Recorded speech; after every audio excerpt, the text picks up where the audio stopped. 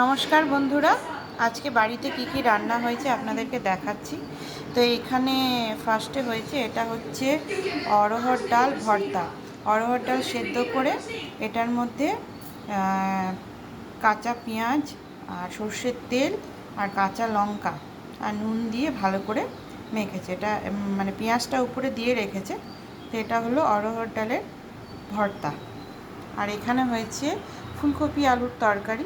এটা নর্মাল পাঁচফোড়ন দিয়ে টমেটো আদা জিরে লঙ্কা দিয়ে বানিয়েছে নিরামিষ ফুলকপি আলুর তরকারি। নুন হলুদ আর একটুখানি শুকনো লঙ্কার গুঁড়ো। আর এখানে হয়েছে আজকে এটা হলো খয়রা মাছ, ছোট ছোট খয়রা মাছ।